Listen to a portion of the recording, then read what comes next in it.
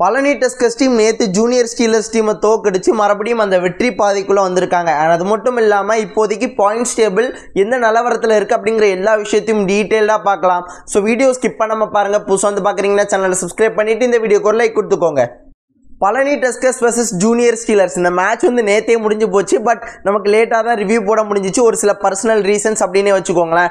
So என்ன ஆச்சு இந்த மேட்சை பொறுத்தளவு வந்து பார்த்தீங்கன்னா பழனி டஸ்கர்ஸ் டீமுக்கு ஒரு நம்பிக்கை வந்து மேட்ச் ஸ்டார்ட் ஆகும் போதே இருந்துச்சு. ஏன்னா பழைய பிளேயர்ஸ் எல்லாம் வந்துட்டாங்க. கௌதம் முருகனாக இருக்கட்டும், சங்கராக இருக்கட்டும், இல்லைனா கேசவராஜாவாக இருக்கட்டும். ஸோ இவங்க எல்லாருமே உள்ளே வந்துட்டாங்க. ஒரு நம்பிக்கை வந்து இருந்திருக்கும். அந்த நம்பிக்கை நமக்கு மட்டும் இல்லாமல் டீமில் உள்ள எல்லா பிளேயர்ஸ்க்குமே இருந்திருக்கும். ஏன்னா பழைய பிளேயர்ஸ் அந்த காம்பினேஷன்ஸ் எல்லாமே இதுக்கு முன்னாடி ப்ளே பண்ணியிருப்பாங்க. ஸோ எல்லா விஷயமுமே கரெக்டாக இருந்திருக்கும். ஓகேங்களா, அவங்களுக்கும் ஒரு நம்பிக்கை கண்டிப்பாக வந்திருக்கும். ஆனால் அந்த நம்பிக்கையோட தான் இந்த மேட்ச் வந்து ஸ்டார்ட் பண்ணாங்க. இந்த மேட்ச் ஸ்டார்ட் ஆனதுலேருந்தே கேசவன் ராஜா ரைடிங்கில் வந்து பார்த்தீங்கன்னா ஒரு நல்ல ப்ராமிசிங்கான பர்ஃபார்மன்ஸஸ் வந்து கொடுத்துக்கிட்டே இருந்தார். வெற்றி புலிகள் குமிச்சிக்கிட்டே இருந்தார். அவருக்கு சப்போர்ட்டாக ஹரிஷ் காமாட்சியும் ஓரளவு நல்லாவே ப்ளே பண்ணியிருந்தார். அண்ட் அவருக்கு சப்போர்ட்டாக ப்ளே பண்ண ராஜ்பாலை ப்ராப்பராக யூஸ் பண்ணலை. ஓகேங்களா, அவர் லிட்டரலாக அந்த ஃபர்ஸ்ட் ஹாஃபில் வந்து பார்த்தீங்கன்னா ஒரே ஒரு ரைடு 2 ரைடு கிட்ட தான் போயிருப்பாங்க. அண்ட் ஃபர்ஸ்ட் ஹாஃப் முடிஞ்சோன்னா அவரை வந்து பார்த்தீங்கன்னா வெளியே எடுத்துட்டாங்க. எதுக்காக அப்படி கொண்டு வரணும், எதுக்காக அப்படி எடுக்கணுங்கிறது எனக்கு சத்தியமாக தெரியல. ஏன்னா நீங்கள் ஒரு 3rd ரைடராக இருந்தாலும் வாய்ப்புகள் கொடுத்துருக்கணும். ஓகேங்களா, ஒரு 4-5 ரைடு கொடுத்துருக்கணும். நீங்கள் 2 ரைடு 1 ரைடு அப்படிங்கிற மாதிரி கொடுத்தீங்கன்னா அது பிரயோஜனமே கிடையாது. மேபி அவருக்கு இன்னும் வாய்ப்பு கொடுத்துருக்கலாம் அப்படிங்கிறது என்னோட ஒப்பீனியன். இந்த ஒரு மேட்ச்சில் ரொம்ப ஒரு பெரிய விஷயமா நான் பார்க்குறது வந்து பார்த்தீங்கன்னா நம்மளோட டிஃபென்ஸ் தான். இவ்வளோ நாள் வந்து அரைகுறையாக பாயிண்ட்ஸ் கொடுத்துக்கிட்டு சும்மா தட்டி விட்டுருந்த டிஃபென்ஸ் இப்போது கௌதம் முருகன், சங்கர், ஸோ இவங்கெல்லாம் வந்த பிறகு அந்த டிஃபென்ஸ் வந்து பார்த்தீங்கன்னா பயங்கர பேலன்ஸ்டாகவும் அட்டாக் பண்ணுற டேக்கிள்ஸ் எல்லாமே சக்ஸஸும் கிடைக்குது. ரொம்ப தேவையில்லாமலாம் போய் பெருசாக பாயிண்ட்ஸ் கொடுக்கவே மாட்டாங்க. காம்பினேஷன் டேக்கிள்ஸ் எல்லாமே பர்ஃபெக்டாக இருக்கும். அந்த கவர் பொசிஷன் 2 பேரையும் மாற்றி விட்ட பிறகு டிஃபென்ஸ் அவ்வளோ பேலன்ஸ்டாகவும் ரொம்ப ஸ்ட்ரென்த்தனாகவும் ரொம்ப ஸ்ட்ராங்காகவும் தெரியுது.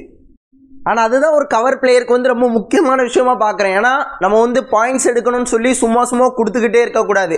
ஸோ 2-3-4 பாயிண்ட்ஸ் எடுத்தாலுமே ஹைஃபை போடலாம் கூட அந்த டேக்கிள்ஸ் எல்லாம் எந்த நேரத்தில் இனிஷியேட் பண்ணுறோம், எத்தனை டேக்கிள்ஸ் இனிஷியேட் பண்ணி அந்த பாயிண்ட்ஸ் எடுத்திருக்கோம், இதெல்லாம் தான் ரொம்ப முக்கியமாக பார்க்குறேன். அண்ட் அந்த வகையில் இன்றைக்கி நம்ம டீமோட 2 கவரும் கார்னரும் தரமாக ப்ளே பண்ணாங்க. கவர் வந்து பார்த்திங்கன்னா ரொம்ப ஸ்ட்ராங்காக இருக்கிற மாதிரி கண்டிப்பாக எனக்கு ஃபீல் ஆச்சு. அண்ட் செகண்ட் ஹாஃபில் கூட பார்த்தீங்கன்னா கேசவன் ராஜா நம்மளோட ரைடிங் யூனிட் வந்து பார்த்தீங்கன்னா ரொம்ப ஸ்லோவாக இருந்த மாதிரி தான் இருந்துச்சு. பட் நம்ம டிஃபென்ஸ் வந்து பார்த்தீங்கன்னா ஓரளவு பேலன்ஸ் பண்ணி கொண்டு வந்துக்கிட்டே இருந்தாங்க. ஓகேங்களா, ஆல் அவுட்டை நடக்க விடாமல் சூப்பர் டேக்கிள்ஸ்லாம் இனிஷியேட் பண்ணி அந்த ஆல் அவுட்டை வந்து தவிர்த்துக்கிட்டே இருந்தாங்க. அண்ட் இந்த மேட்ச் வந்து பார்த்தீங்கன்னா ஒரு 4 பாயிண்ட் 5 பாயிண்ட் அந்த மாதிரி வித்தியாசத்தில் தான் போயிட்டு இருந்துச்சு.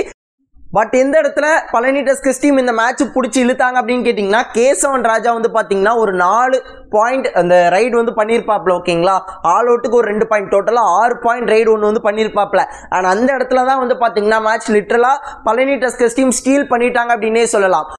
ஆனால் அதே போல் கேசவன் ராஜாவை போல் இன்னொருத்தரும் சம்பவம் பண்ணியிருப்பார். அது வந்து பார்த்தீங்கன்னா நம்ம சக்திவேல் வந்து பார்த்தீங்கன்னா ஒரு 4 டிஃபெண்டர் நம்ம டீமில் வந்து இருந்திருப்பாங்க. ஆப்போசிட்லேருந்து ரைடு வந்து வந்திருப்பாங்க.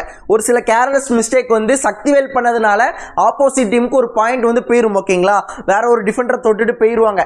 அண்ட் சக்திவேல் அதுக்கு அடுத்த ரைடே போய் ஒரு ரைடில் போய் பாயிண்ட்டும் எடுத்துகிட்டு வந்திருப்பார். ஆனால் அதுக்கப்புறம் தான் லிட்டரலாக அவரோட கேம் வந்து பார்த்தீங்கன்னா வேற மாதிரி இருந்துச்சு. சூப்பர் டேக்கிள்லாம் அதிரடியான சூப்பர் டேக்கிள் செஞ்சு இந்த மேட்சை லிட்டரலாக நம்ம கையில் வந்து கொண்டு வந்தாங்க. அண்ட் கார்னரில் ப்ளே பண்ண அபிகுமார் வந்து பார்த்தீங்கன்னா ஓரளவு நல்லாவே அந்த கேமை வந்து இம்ப்ரூவ் பண்ணியிருக்காரு. எனக்கு அபிகுமாரை பார்க்கும்போது சாகர் ஞாபகம் தான் வருது. ஏன்னா அந்தளவுக்கு ஹைட்டாக இருக்கார், ஒல்லியாக இருக்கார். பார்க்கும்போது எனக்கு அவர் ஞாபகம் தான் வருது. பட் இவர் என்ன பண்ணுறாரு அப்படின்னு கேட்டிங்கன்னா நிறைய அட்வான்ஸ் டேக்கிள் வந்து பண்ணுறாரு. ஒரு சில நல்ல டேக்கிள்ஸும் பண்ணுறாரு. ஒரு பேக் ஹோல்டு வந்து பிரமாதமாக பண்ணுறாரு. Double tie hold, double angle hold எல்லாமே ஓகே தான். பட் நிறைய அட்வான்ஸ் டேக்கிள் வந்து பண்ணுறாரு. அதுதான் ஒரு பெரிய பிரச்சனையாக இருக்குது. சாகரை பொறுத்தளவு வந்து பார்த்தீங்கன்னா பெருசாக அட்வான்ஸ் டேக்கிள் பண்ண மாட்டார். நின்ன இடத்துலேருந்து கான்ஃபிடென்ட்டாக நின்று வந்து பிடிப்பார். ஒரு சில இடங்களில் அட்வான்ஸ் டேக்கிளுக்கு போவார். பட் அவர் வந்து பார்த்தீங்கன்னா அதை சக்ஸஸ்ஃபுல் பண்ணியும் காணிப்பார். இவர் என்ன பண்ணுறாரு அப்படின்னு கேட்டிங்கன்னா அதிகபட்சமாக அந்த அட்வான்ஸ் டேக்கிளுக்கே போகிறார். இவர் அந்த மாதிரி இல்லாமல் கொஞ்சம் நிறுத்தி நிதானமாக பாயிண்ட்ஸ் எடுத்து ஒரு சில இடங்களில் மட்டும் அட்வான்ஸ் டேக்கிளுக்கு போனார் அப்படின்னா கண்டிப்பாக சக்ஸஸ் வந்து கிடைக்கும். ஸோ இவருமே ஒரு நல்ல பிளேயராக அந்த கார்னர் பிளேயராக மாறலாம். ஏன்னா இவர் ஒரு ஆல்ரவுண்டட் பிளேயர். ஸோ அப்படி இருக்கும்போது ஒரு பெர்ஃபெக்ட் கார்னராக மாறணும் அப்படின்னு கேட்டிங்கன்னா கொஞ்சம் பொறுமையாக நின்று நிதானமாக ப்ளே பண்ணாலே கண்டிப்பாக ஒரு நல்ல பிளேயராக மாறலாம். குரூப் ஏயோட பாயிண்ட்ஸ் டேபிள் வந்து பார்த்தீங்கன்னா பழனி டஸ்கர்ஸ் டீம் 4வது இடத்துல இருக்காங்க. 6 மேட்ச்சில் 3 மேட்ச் ஜெயிச்சு 3 மேட்ச் தோற்று 6வது இடத்துல இருக்காங்க. 17 புள்ளிகளோடு இருக்காங்க. ஓகேங்களா, அண்ட் அது மட்டும் இல்லாமல் நாளைக்கு வந்து வாஸ்கோ வைப்பர்ஸ் டீமுக்கு அகேன்ஸ்டாக காலையில் 11:45க்கு மேட்சும் ப்ளே பண்ண போகிறாங்க. அண்ட் இந்த மேட்சை ஜெயிச்சா கண்டிப்பாக நம்ம பாயிண்ட்ஸ் டேபிளில் முன்னேறி செல்வோம்.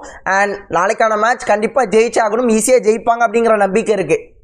ஏன்னா வாஸ்கோ வைப்பர்ஸை ஃபர்ஸ்ட் மேட்ச்லேயே நம்ம தோக்கடிச்சு தான் வரோம் அப்படிங்கும்போது அந்த கான்ஃபிடன்ஸ் எல்லாமே நமக்கு இருக்குது. ஸோ கண்டிப்பாக ஜெயிக்கலாம். ஓகேங்களா? ஸோ நீங்கள் என்ன நினைக்கிறீங்க? பழனி டஸ்கர்ஸ் டீம் ஜெயிச்சு பாயிண்ட்ஸ் டேபிளில் முன்னேறி செல்வாங்களா மாட்டாங்களா?